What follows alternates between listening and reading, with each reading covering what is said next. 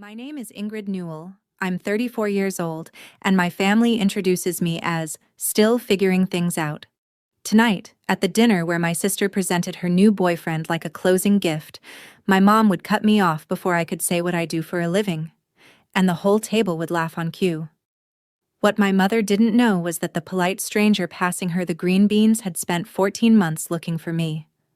Not for my sister. For me. And what happened 11 months later at my sister's wedding, under a ceiling I knew better than anyone alive, in front of a national television crew. My family still can't talk about it. I can. I've had practice being the only one at the table telling the truth. Welcome back to Calm Drama Stories, where family secrets come to light and quiet women find their voice. If you've ever been the one your family underestimated, the one they talked over, the one they explained away, this story is for you. Drop a comment below and be sure to subscribe. The dinner was at my parents' house in Harrows Bend, Ohio, and I knew it was a performance before I got my coat off. The good tablecloth was out. My sister Brooke had made the roast chicken she'd perfected for the county fair pageant in 2013, back when she was Miss Congeniality and I was the sister they left out of the group photo caption. I came straight from my workshop, 15 minutes across town, and I'd scrubbed my hands twice, but linseed oil lives in your knuckles like a confession. My mom seated me at the end by the china cabinet, outside what she calls the conversation zone, and that was normal. What wasn't normal was the staring. All through the salad, my family kept glancing at me the way you glance at a vase on the edge of a shelf, not with interest, with dread. My mom, Brooke. Even my dad, Tom, peering over his glasses and then away. I checked my blouse for stains. Nothing. The boyfriend was the only one who looked at me like a person. Grant.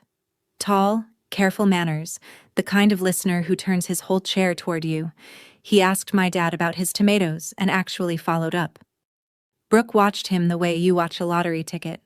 My mother watched him the way you watch an auditor. And in the gaps, everyone watched me. Warning looks, passed around the table like a dish nobody wanted to hold. I'd been in this family 34 years and I still couldn't read the whole code, but I knew the channel it came in on. Something about tonight was fragile, and they'd all agreed in advance the breakable thing was me. Then Grant turned, gave me his whole chair, and asked the politest question in the world. "And what do you do, Ingrid?" My mother set down her fork with the sound of a gavel. "Don't embarrass us."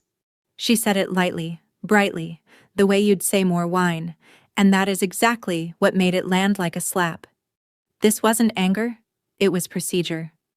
The table laughed. Not cruel laughter, which somehow would have been kinder. Rehearsed laughter. The laughter of people who had heard this bit before and knew their part. My aunt tittered into her napkin. My dad studied his chicken like it contained a message. And my sister, glowing, radiant, 12 hours away from perfect, leaned toward me with the smile she saves for cameras and said, "Maybe lie this time so you don't sound so pathetic." More laughter, warmer now, relieved. The vase had been moved safely back from the edge of the shelf. Grant didn't laugh.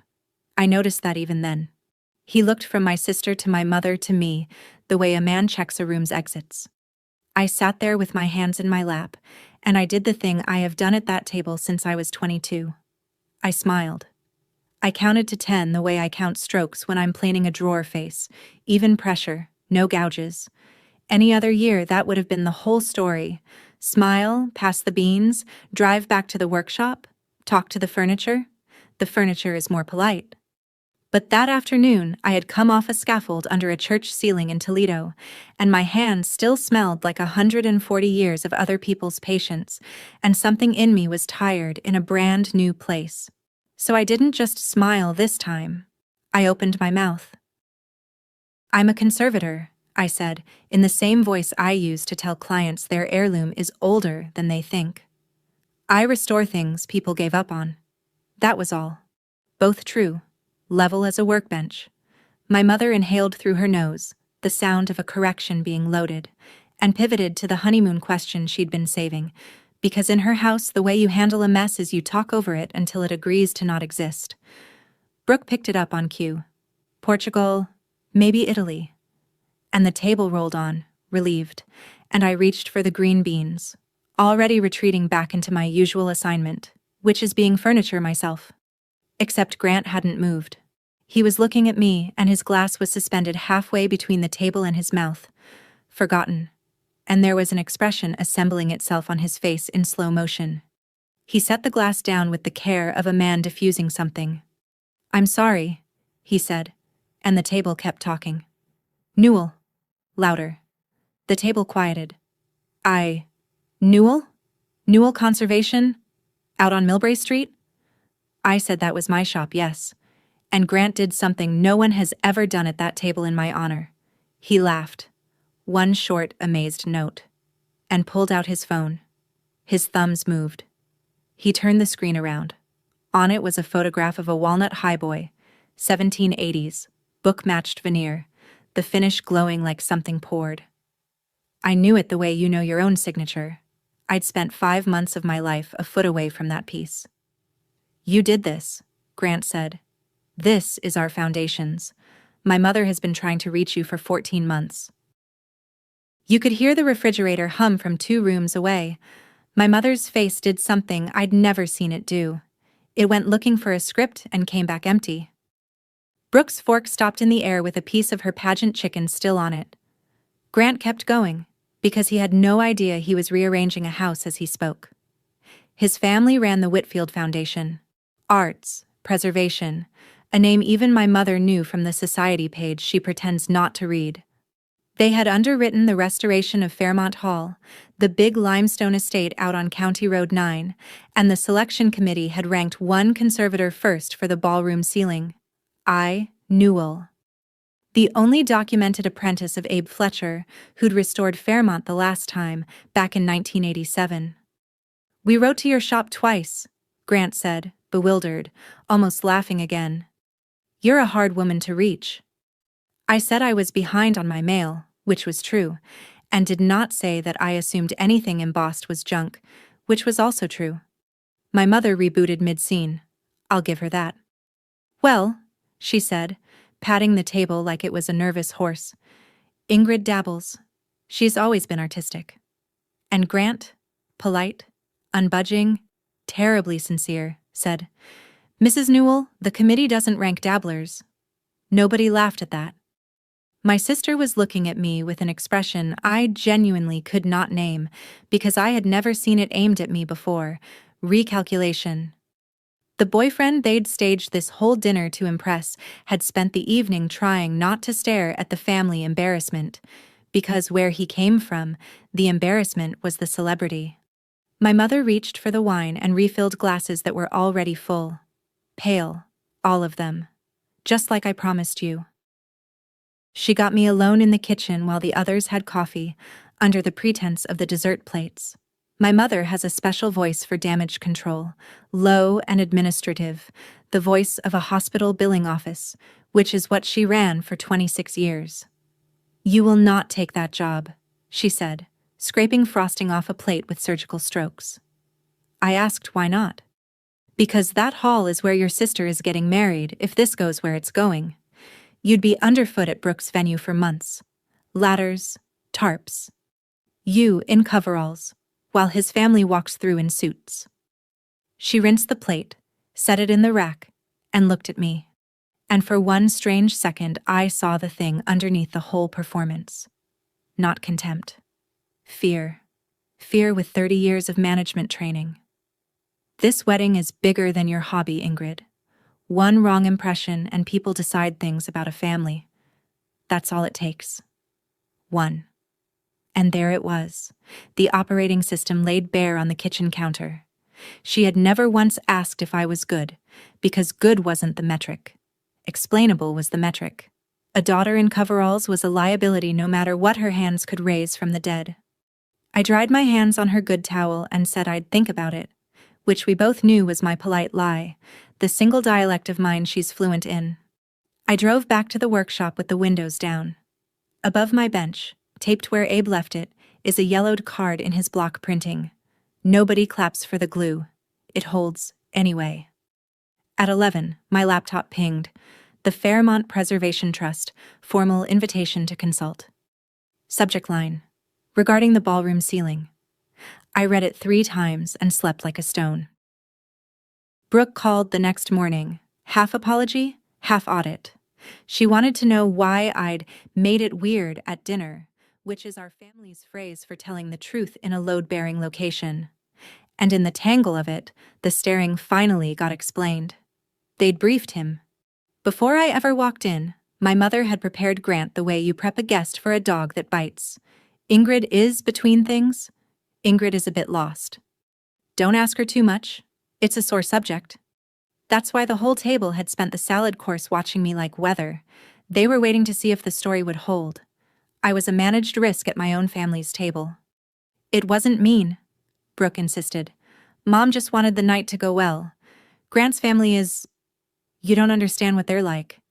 Everything matters with these people. I said it sounded exhausting. Everything mattering.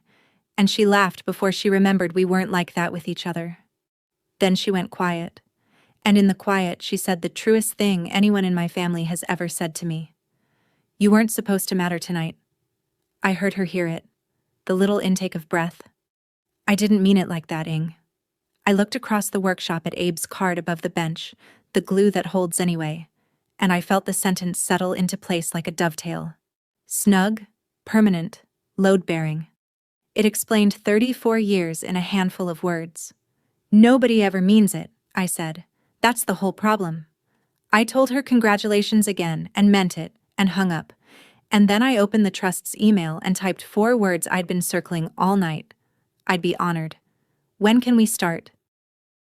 You should know how I got here, because my mother's version has me wandering off a sensible path into the woods. Here's mine.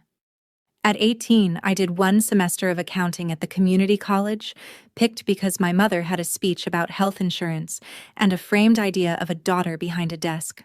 That October, our church hired an old man to fix the water-damaged altar rail at St. Anne's, and I stayed after choir to watch him work. His name was Abe Fletcher. He was 71 then, hands like tree roots, and he touched that ruined walnut the way paramedics touch people. I asked if it was hopeless. He said, "Nothing's hopeless. Some things are just waiting for somebody patient." I dropped accounting by Thanksgiving, and my mother didn't speak to me for a month, which she called dignity, and I later learned to call weather. 12 years I apprenticed in this same brick storefront on Millbrae Street. Veneer, gilding, hide glue you warm like soup, the chemistry of old varnish, the ethics of it. First, do nothing you can't undo. Abe died 2 winters ago, 85, at his bench, which is the only place he'd have agreed to do it. He left me the building, the tools, and a boiler with a death rattle. I live upstairs. I talk to Chippendale chairs more than I talk to my mother. The chairs are more polite. Here's the detail that matters, though. The one I didn't see myself for years. The sign out front says, Newell Conservation. No first name. No photograph in the local paper, ever. I've declined 3 times.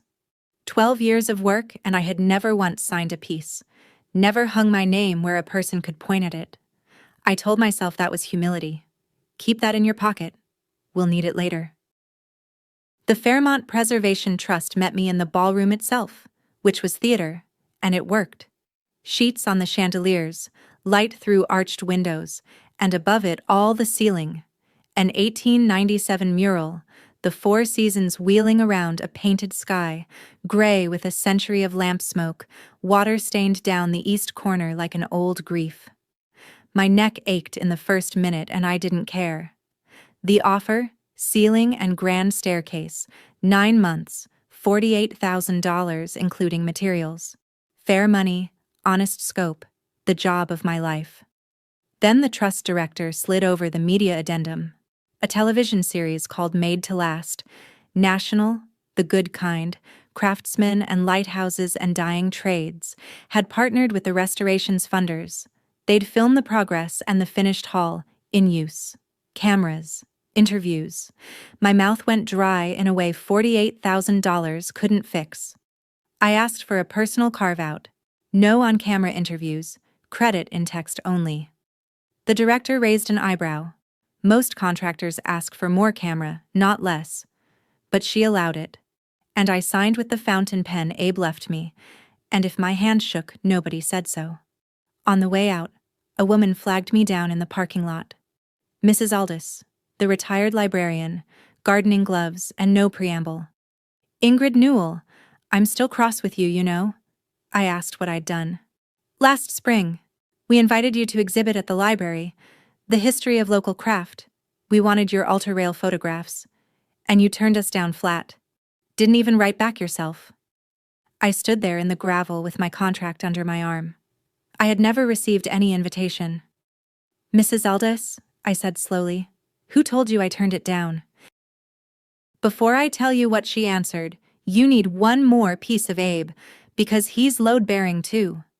3rd year of my apprenticeship, St. Anne's again, the big oak altar table this time, cracked clean across the top after a furnace flood. And I was 20 and ambitious, and I wanted to make the crack disappear. I'd planned the whole invisible repair, fillers and touch-up, a magic trick. Abe watched me lay it out, then put his root-knuckled hand flat on the split. What happened to this table? I said, a flood. So it's true then, the crack. I said obviously. Then why are you about to make it lie? He showed me instead, a butterfly key, walnut against the oak, set proud where anyone could see. A little bow tie of new wood straddling the wound, stronger than the plank had ever been. People still touch it after services. The crack has held for 13 years. What he said while we clamped it is the closest thing I have to a religion. We don't hide the cracks. We make them strong enough to hold. I have applied that sentence to 1,100 objects. Chairs, cradles, a carousel horse, one entire church ceiling. Here is what I had never once applied it to, and I can see it now from this distance. Myself. My whole life in that family was an invisible repair. Sand yourself smooth, match the finish, vanish into the set. Don't be the crack in mother's tabletop. 12 years I gave other people's broken things their dignity back, and the whole time my own name was a split I kept puttying over. Mrs. Aldous was about to hand me the chisel that opened it. She looked at me funny in that parking lot and said, "Why, your mother, dear, she answers for you." I'll come back to Mrs. Aldous because I made myself verify before I let it become true. First, Sunday dinner, where my mother ran her counterattack like a quarterly review. She waited for the pot roast to land and then announced, to the table, not to me, that's the technique, that the $20,000 Grandma and Grandpa had set aside years ago for Ingrid's building would be held for wedding costs instead. Weddings come first, the boiler will keep. The boiler, for the record, was 14 years past its service life and sounded like a man clearing his throat before bad news. Hide glue needs a warm shop. Gilding size needs a warm shop. A cold snap at the wrong hour can cloud a French polish I'd spent 60 hours building. She knew none of that and all of it. She didn't need the plumbing diagram to know where to press. And then the second barrel, delivered with a smile to the gravy. Hensley's Accounting is hiring, by the way. A real desk. Something I can say out loud at church when people ask about you. There it was again, her one commandment. Be sayable. I did not fight at the table. You don't win at her table. The table is hers. I did the math on the drive home instead. 48,000, minus materials, minus 9 months of living. The Fairmont job would carry the shop, but not a new boiler too. So I picked up night work, French polishing dining sets for a furniture store in Toledo, 10 to 1 in the morning, 3 nights a week. Days under a painted sky, nights buffing shellac in a warehouse. You want to know what a woman's worth in my family? Check what she's allowed to freeze for. Now, Mrs. Aldous. She forwarded me the email chain that week, apologizing for the fuss, and I sat at my bench and read my own obituary in my mother's prose. The library's invitation, sent to my old contact address, my parents' house, from back when I was an apprentice and had no address of my own. And the reply, from my mother's account, polite as a sympathy card. My daughter is no longer working in this field. Please remove her from your list and do not contact her again. No longer working in this field. I checked the date. It was the same month I'd finished the carousel horse for the county museum. She'd seen it in the paper, uncredited, and asked why I wasted my light on other people's junk. Mrs. Aldous, bless her card catalog of a memory, recalled at least 2 other approaches over the years. A historical society talk, a school career day. Same address, same answering service. Each one declined in my name, kindly, finally. I want to be careful here, because it matters. I don't think my mother sat cackling in the dark. I think she truly believed she was steering a wayward daughter around potholes. Every door she closed was, in her arithmetic, one less chance for me to stand in public wearing coveralls and shame her. That's what made it worse. Malice you can argue with. Arithmetic just runs. I sat there a long time with the shop quiet around me, all those rescued objects listening, and I understood the shape of my own life for the first time. My mother didn't hide me from the world. She hid the world from me, and called it housekeeping. I didn't call her. There was no version of that call where anyone heard a crack and thought to reinforce it. Instead, I went to work under a sky somebody painted in 1897, and I started climbing.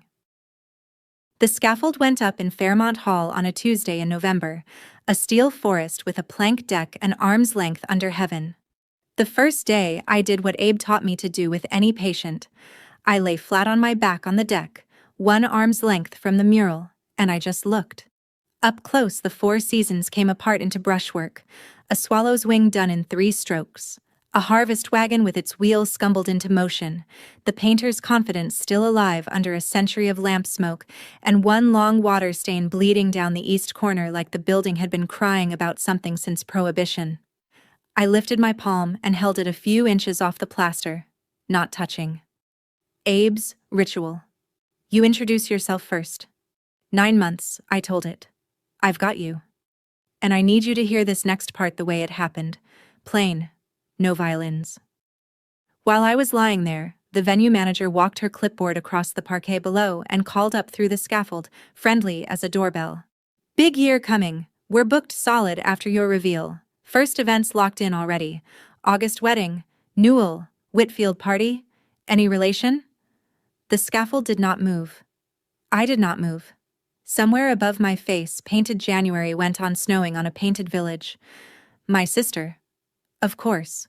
Brooke wanted the finest hall in the county, and the finest hall in the county was going to be fine because of me, and nobody in my family had connected those 2 facts, because connecting them would require saying my name and the word conservator in the same sentence. Distant, I called down, which is the truest thing I've ever said through scaffolding. So there it was, the whole second half of my story, laid out like a job sheet. Every hour of the next 9 months, I would be restoring the ceiling of my sister's wedding. Quick pause, because I need to ask you something. If you ever discovered your own family was quietly closing doors you never even saw, how did you find out? And what did you do? Tell me in the comments. I read every single one. And if you're new here, subscribe. Because what my mother did when she saw my name on that contract, you should hear it from me. My mother came to the workshop in December. 34 years, and it was her first time through that door. She stood in the middle of my shop. The racked lumber, the wall of clamps, the carousel horse waiting for its museum crate, 12 years of resurrections, and she looked at none of it. She stood the way you stand in an airport lounge, coat on, purse held in both hands, a woman refusing to check her bags into my life. I'll come to it, she said, and came to it. Withdraw from the Fairmont contract. I'll give you $25,000. More than the boiler, more than Grandma's money. Consider it a business decision. I asked her to explain the business. She did, and I'll say this for my mother. When she finally shows you her ledger, she doesn't flinch. The wedding was the merger of her lifetime. A Newell marrying a Whitfield, and every variable needed managing. A sister on scaffolding at the venue was a variable. A sister in coveralls when the in-laws did their walkthrough was a variable. One wrong impression, Ingrid. People decide things about a family. I listened all the way to the end. Then I told her the truth in the only language I fully own. This one isn't reversible, Mom. First rule of my trade: never do what you can't undo. I signed. It's load-bearing now. She looked at me for a long moment, and something moved behind her face that wasn't anger. Inventory, maybe. A recount coming out wrong. At the door, she paused with her hand on the frame Abe planed by hand in 1974. Then stay off the ladders in August, she said, and was gone, and the bell over the door rang bright and stupid into the quiet. $25,000. To not exist at my sister's wedding. My dad came by 2 weeks later with a box of thumbprint cookies and a thing he needed to put down. He walked the shop slow, touched the carousel horse's mane like it might startle, and then he sat on the bench by the stove and told me about the shoes. My mother, 15 years old, St. Anne's parochial school. Her father, my grandpa Earl, I never met him, was the school janitor. 30 years of waxed hallways. And the mothers at pickup, the ones with sedans, used to do a bit when Sandra walked past. They'd drag their shoes on the floor, that squeak of a mop, just loud enough. Girls in her class picked it up. Squeak when Sandra answers in history. Squeak when Sandra wins the spelling ribbon. Her shoes had newspaper in them one whole winter, my dad said, looking at his hands. She showed me once when we were courting, and then never again. Made me swear. He took a cookie he didn't eat. The day you told her you were quitting accounting for furniture, she cried in the garage where you couldn't see. Not because she thinks the work is beneath anybody, Ing. Because she spent 40 years getting the squeak out of this family's floors, and you walked back onto the wax on purpose. We sat with that. The stove ticked. It doesn't make it right, he said finally, which was the bravest sentence of his marriage, but you should have the whole ledger. Then he asked me not to tell her he'd told me, and he went home to her, the way he always goes home to her, and I sat alone with the cookies and a brand new problem. It is so much easier to fight a villain than a wound wearing your mother's coat. The wedding invitation arrived in March. Heavy creamstock, Fairmont Hall pressed into it blind, which meant I could feel my own job under my thumb like Braille. Beautiful thing. And behind it, 2 days later, the phone call with the terms. My mother's list voice. The Whitfields would be hosting relatives from 3 states. The photographer was booked for the walkthrough. And I would attend. She was glad I'd attend, she said. And I believe she was, as Brooke's sister who was between jobs. It's simpler, Ingrid. One evening. You'll say you're between jobs. Don't embarrass us twice. Twice. I stood in my shop with the phone against my ear, looking at the wall where 12 years of other people's treasures had gotten their names back, and I want to be honest with you about the pull of it. Every family has a currency, and mine pays in one coin, being no trouble. I had been rich in it my whole life. All I had to do was stay rich one more evening. Instead, I looked at the RSVP card with its 2 little boxes and its blank line for names, and I wrote, in the good ink, in my steadiest lettering, Ingrid Newell, conservator, Fairmont Hall. Attending. No +1, no explanation. Just the truth. In a single line. I walked it to the mailbox on the corner that same hour so I couldn't reconsider, and when the lid clanged shut, it sounded exactly like a mortise chisel seating home. There are cuts you can steam out, and cuts you can't. I stood on the corner in the March wind and understood, calmly, both fully, that I had just made the second kind. My mother received the truth by mail. She did not call. Her silence had a size to it. The next months I can give you in strokes, the way the mural painter gave the swallow its wing. Winter. Night shifts at the furniture warehouse. Buffing shellac until 1 in the morning, sleeping 5 hours, then up the scaffold by 8. Spring. The water stain in the east corner surrendered inch by inch. Under it, a painted harvest girl nobody had seen clearly since before my grandmother was born, came back with dirt on her feet, and a smirk the painter absolutely meant. I logged every solvent, every retouch, in the bound journal Abe kept his in.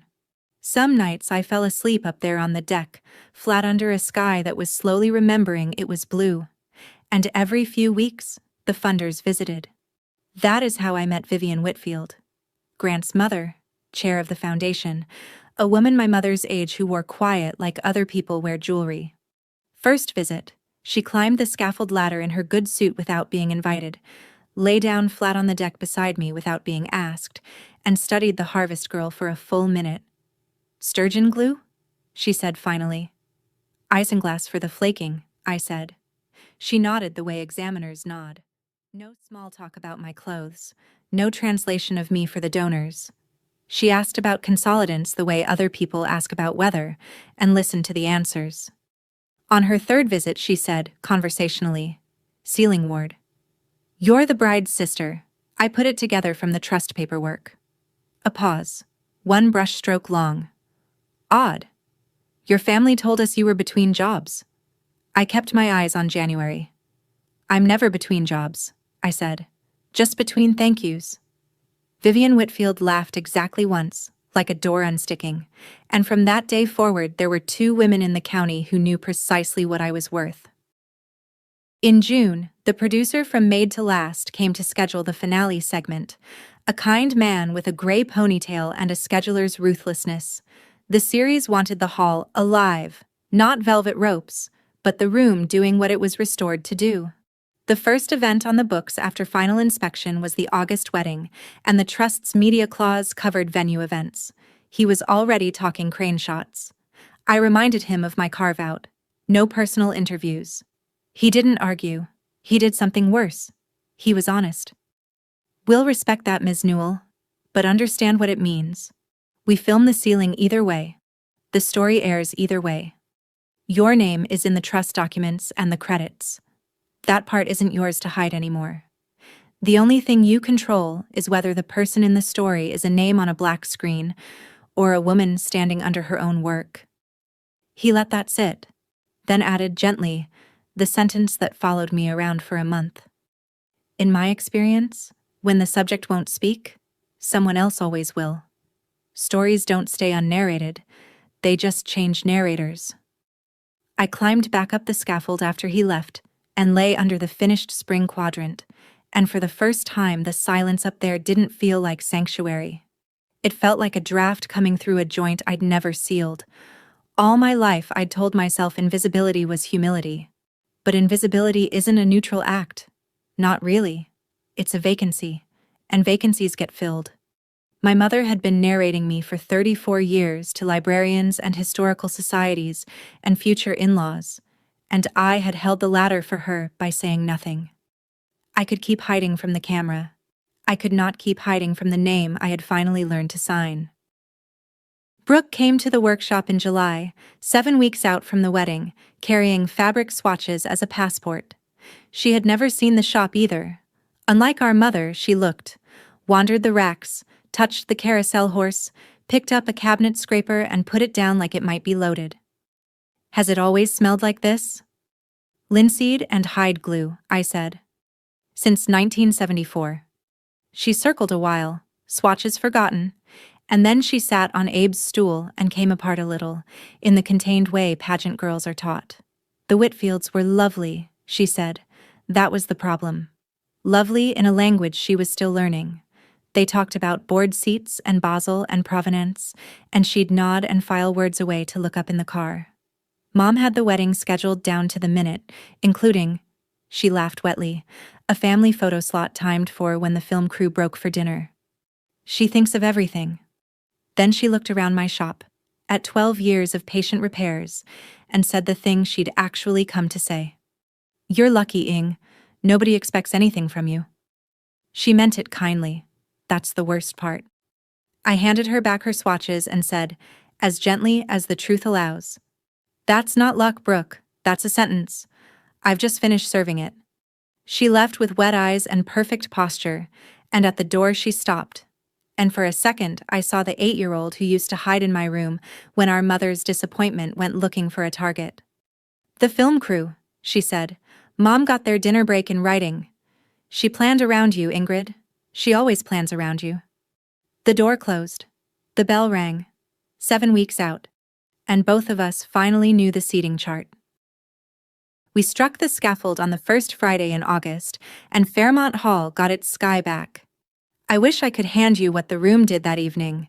Late sun through the arched windows, and 129 years of lamp smoke gone, and the 4 seasons wheeling overhead in the colors the painter mixed the year my great-grandparents were children. The trust director stood in the middle of the parquet and forgot to finish her sentence. The inspection passed without a note. And then 2 men from the trust did something I hadn't requested and couldn't prevent. They mounted a small bronze plaque by the ballroom door, per foundation policy, the same policy that credits architects and dead painters. Ceiling and staircase restoration, Newell and Studio, 2026, 4 inches of metal. My name, in public, at the scale of 2 fingers. I stood in front of it longer than I will admit to you, and I thought about a sign with no first name, and a career of last pages, and I felt the plaque doing something no therapy had managed. It made the work exist in the same world as me. That's when I heard heels on parquet. My mother, with the wedding planner, doing their walkthrough. She saw me, saw the plaque, and read it the way you'd read a lab result. For a moment, nothing on her face moved at all. Then she turned to the planner with her hostess smile and said, indicating the doorway, indicating my name, "A potted fern would soften this corner, don't you think? Something tall." The planner made a note. My mother walked on into the sunlit hall her daughter had raised from the dead, trailing a to-do list, planning her fern. The night before the wedding, I had a legitimate reason to be in the hall. Final humidity check, contractor's privilege. And I used it the way people use churches after hours. The maintenance deck rolls along the cornice. I lay on it one last time, a foot under my finished sky, and I talk to the ceiling the way I used to talk to Abe, which is to say, quietly, and expecting better answers than I deserve. Tomorrow the room would be full of Whitfields and Lilies and a film crew, and somewhere in the middle of it, my family's version of me and my own version were going to occupy the same 100 feet of parquet for the first time. "We don't hide the cracks," I said to Painted January. "We make them strong enough to hold." So I set my terms, plainly, the way you set a clamp. I would go as a guest and a sister, and I would be glad, genuinely, because Grant is a good man, and Brooke under all the pageant lacquer is my sister. I would not perform, I would not campaign, I would not stand in front of any camera on purpose, but if the truth walked up and asked me a direct question, I was done lying to its face. That was the whole boundary. It fit on an index card. It had taken me 34 years to draft. I climbed down, locked up my kit, and my phone buzzed in the dark hall. The producer. "Looking forward to tomorrow. Heads up. Someone from your family called the network this afternoon. Introduced herself as the family spokesperson. Wanted to preview our questions."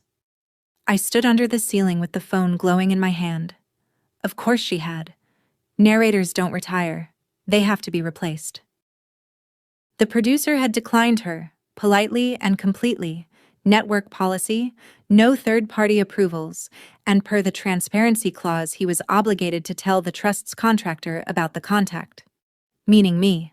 My mother had called a national television network to manage my footage, and the only thing she'd accomplished was making sure I heard about it with time to think. There's a lesson in there about control, but she wasn't taking my calls to hear it. Wedding morning was blue and merciless, the kind of August day photographers pray to. My phone lit up at 9. "Brooke. Just keep it vague tonight, Ing. Please, just tonight." Vague. The family's word for me, in the end. Not a lie, exactly. A soft focus, a fern in front of a plaque. I typed and deleted an answer 4 times, then sent the only thing that was true and kind at the same time. "I'll be exactly your sister. Promise." I put on the sea glass green dress, the only thing I own that has never been within 10 feet of a shellac pot, and I looked in the mirror over Abe's wash basin. Not between jobs. Not a bit lost. A woman with 9 months of a ceiling in her shoulders, and her own name freshly cut into bronze, going to a wedding where the script called for her to be scenery. My mother had a plan with a fern in it, and a photo slot timed to the crew's dinner break. The network had a plan with a crane shot in it, and I had an index card. In my trade, when two forces pull a joint in opposite directions, the joint doesn't get to stay neutral. It holds, or it opens along the oldest crack.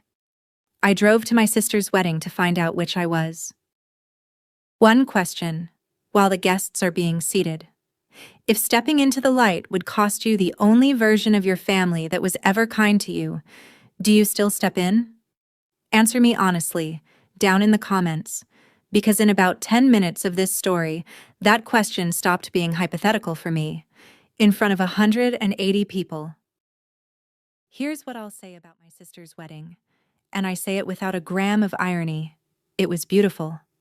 The hall was drowning in white lilies, the quartet was good, and when Brooke came down the grand staircase, my staircase, every baluster of which I had cradled like a patient, even I forgot the staircase.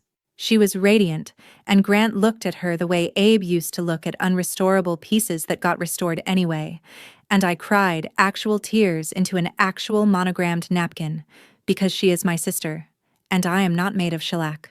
My mother ran the event like a conductor, and I'll give her this forever. She was magnificent. Every transition greased, every great aunt shepherded, every variable managed, almost every variable. Because through the ceremony and into the reception, quietly, on long lenses from the gallery, the made-to-last crew was filming the room being alive. And the room, my room, was performing over all our heads. Guests kept looking up.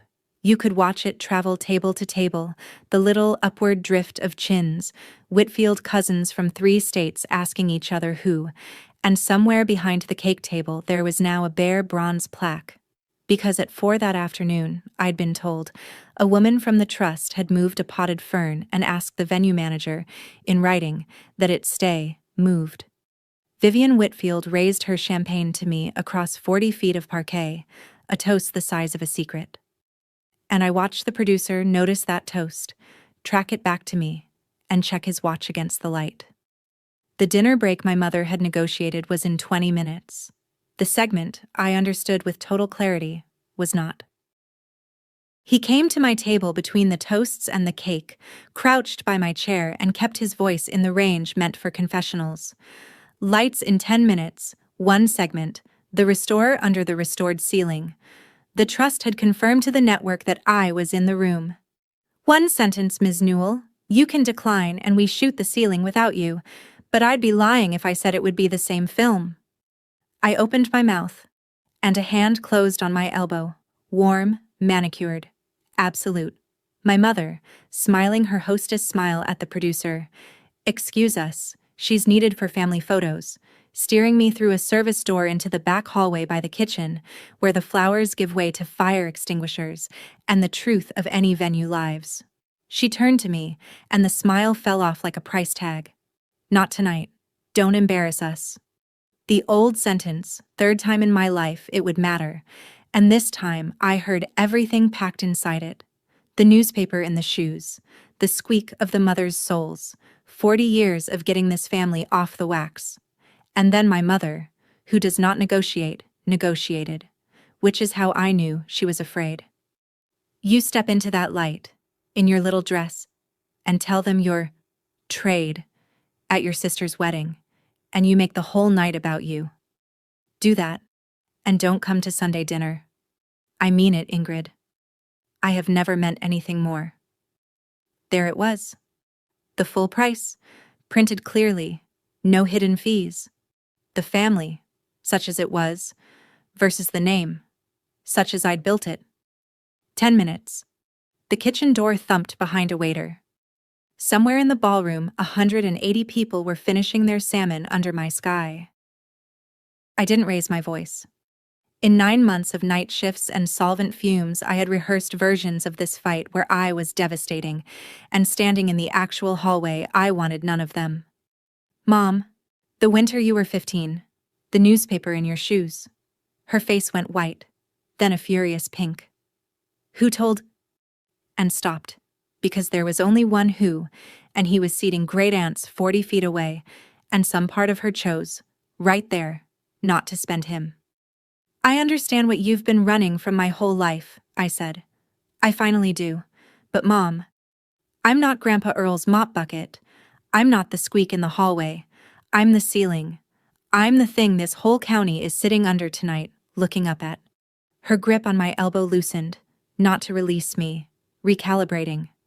And then my mother did the last thing in her arsenal, the true last thing. She let me see the wound. Her eyes filled, and her voice, when it came, was not the billing office. It was 15 and wearing wet cardboard. Respectable is all I have, Ingrid. It's all I ever had. The hallway hummed. Refrigeration, probably. I know, I said, and I meant it as tenderly as anything I've ever said. I'm giving it back to you. All of it. I'm only taking my name. I lifted her hand off my elbow the way I lift a clamp when the glue has finally set. No yank, no drama, a quarter turn, and it simply lets go, because its work is done, and the joint is either strong now or it never will be. I walked toward the service door. Behind me, she said, quiet, almost to herself. You'll regret this. And for the first time in my life, it sounded less like a curse than a question. I pushed the door open into the light. The camera was already running. They killed the uplights on the dance floor and brought up the ceiling wash, and 180 conversations rolled to a stop as an 1897 sky ignited over the reception. People who had been eating under it for 2 hours saw it for the first time. That's what light does. It's the difference between a room and a revelation. And into the hush the host asked me, Mick-soft, "And who are you?" "Ingrid Newell," I said. "I restored the ceiling. It took 9 months, and 129 years." A ripple, laughter and awe getting along for once.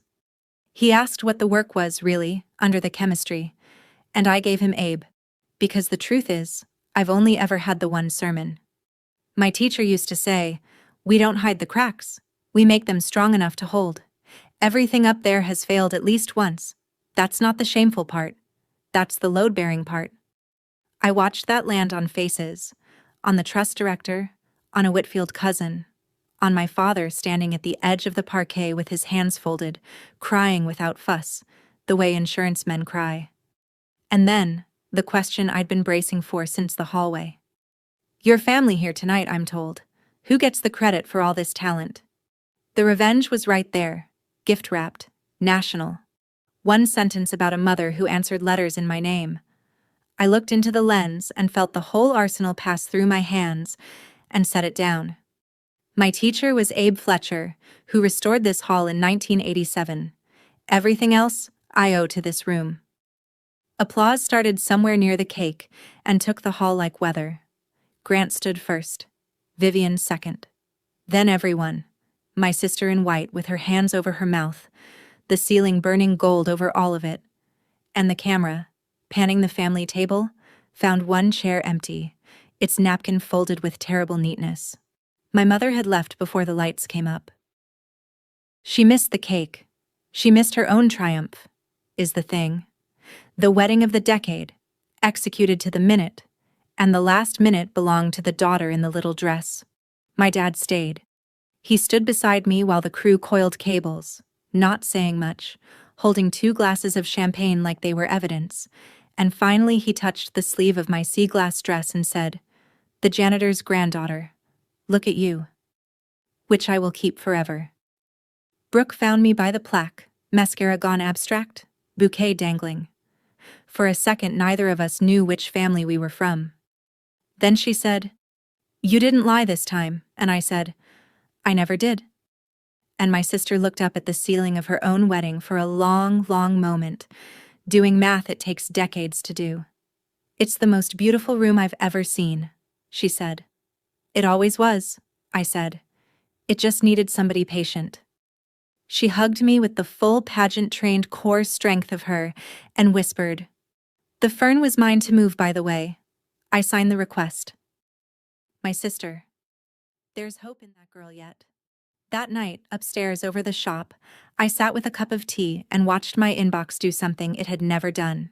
4 museums, 2 churches, an auction house, a query from a university program, all before midnight, and one text from my mother, time-stamped 9:41, which I will translate for you into fluent Sandra.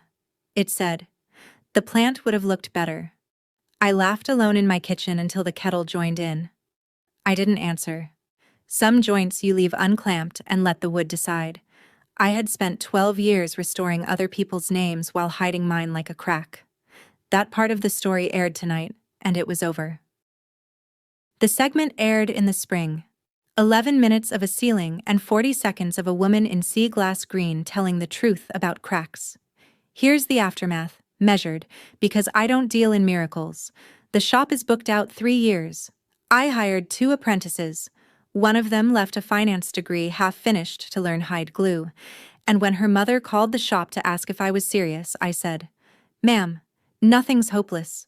Some things are just waiting for somebody patient," and heard my own life click shut like a well-cut joint.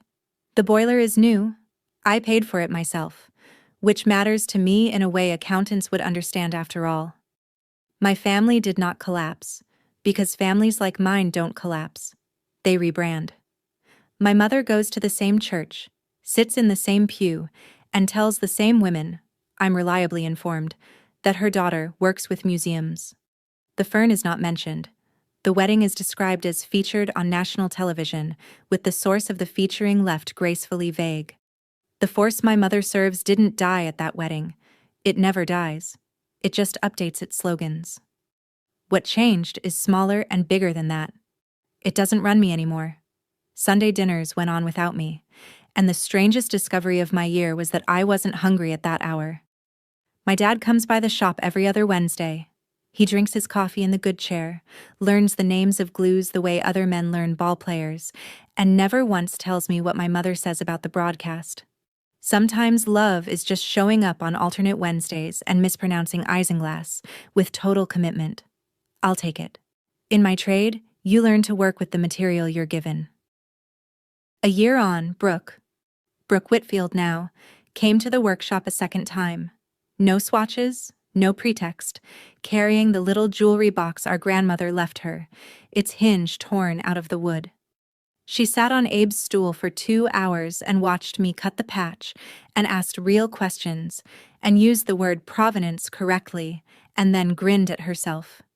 We are learning a new language, my sister and I, slowly, without a phrasebook. And then, one Wednesday in October, my dad arrived carrying something wrapped in a dish towel, holding it the way you hold other people's newborns. Grandma's teacup, the good one, the one nobody was ever allowed to wash, broken into 3 pieces. It had been broken, I gathered, for years. Hidden in a drawer, the way we hide what shames us. Tucked inside the towel was a note. One line in the slanted hand I'd know anywhere. If you have time. No apology. No signature. My mother doesn't speak that language, and at 63 she isn't going to learn. But in her native tongue, in the grammar of a woman who spent her life hiding every crack she ever suffered, handing me a broken thing and trusting me to mend it, was the longest sentence she had ever said to me. I mended it kintsugi style, the seams dusted gold, the breaks made brighter than the glaze, strong enough to hold. I sent it back with no invoice. Some work you do for the record. I'm Ingrid Newell, 35 now, and this year when strangers ask what I do, there's a bronze plaque, a broadcast, and a booked calendar that answer before I can. But I answer anyway, out loud, first person, every single time. If I've learned one thing worth the price I paid for it, it's this. You can spend your whole life waiting for your family to say your name right. Or you can sign it yourself and let the work say the rest. If this story stayed with you, the dinner where they told her to lie, the ceiling she brought back to life, the chair that sat empty when her name finally rang out, share it with someone whose work goes unseen. And if you believe quiet skill outlasts loud opinions, subscribe to Calm Drama Stories. There's a new story every week about quiet women finding their voice, and one of them might sound like yours.